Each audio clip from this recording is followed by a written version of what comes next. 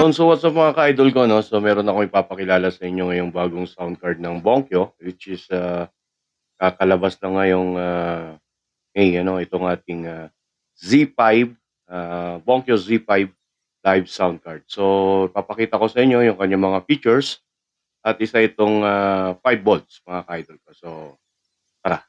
Ayan, so once again mga ka-idol, so ito na po yun, no? Papakita natin yung features ng ating bagong sound card na kalalabas na ngayon ang Bonkyo Z5 live sound card for streamers. Ano. So ito po yung kanyang microphone, yung M997 mga ka-idol. Yan ang partner microphone po ng ating C5.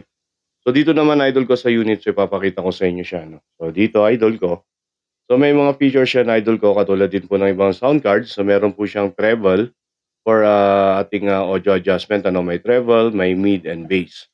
So, ganyan po siya. So, meron din po siyang music for accompaniment. Yan po yung ating volume ng ating music pagka nakakonect na po tayo sa ating accompaniment cellphone. Yan. So, may monitor po tayo.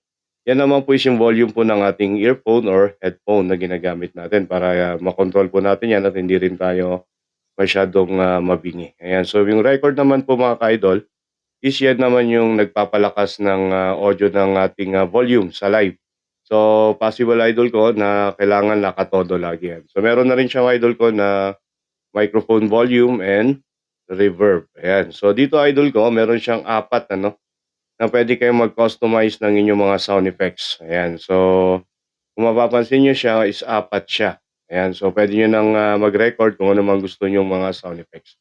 So, dito idol ko is meron siyang mga built-in sound effects. So, yung kanyang mga default like laughter, and yung applause, air laugh, and meron siyang cheers, meron siyang mwah. Mamata nga. Ayan, so meron din siyang yell idol. Ayan, yung guns. Ayan, so DJ high.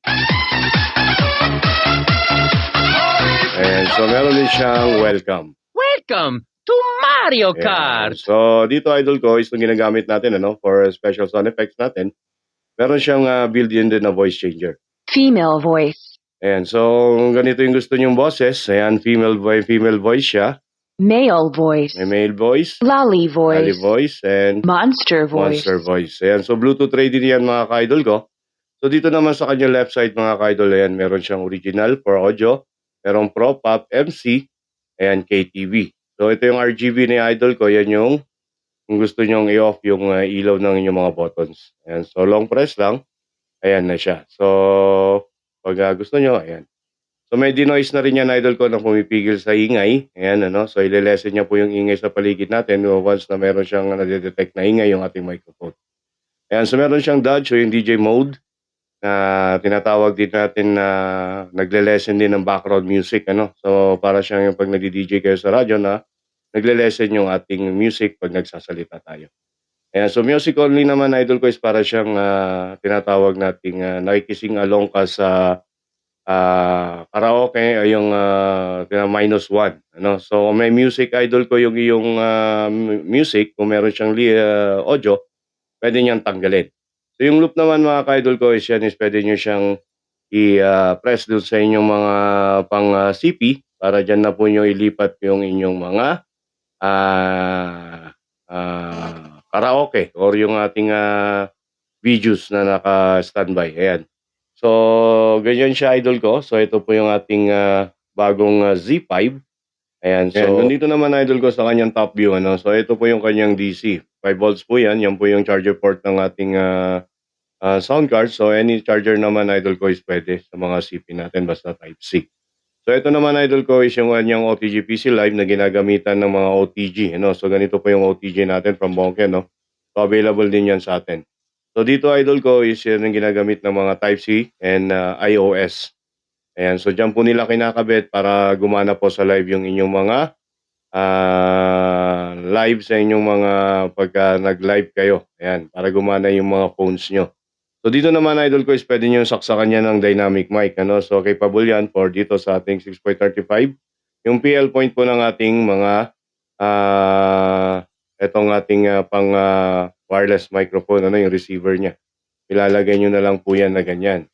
So, pwede na po yan gamitin pag connected na po sa ating wireless mic.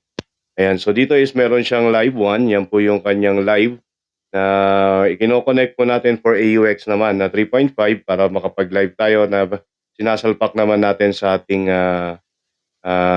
earphone jack. Ayan, so dito po kinakabit yung music kung gusto niyo mag-wired, kung ayaw niyo siya mag-Bluetooth. So dito po yung kanyang headset, kung gagamit kayo ng headset, at dito naman yung mic.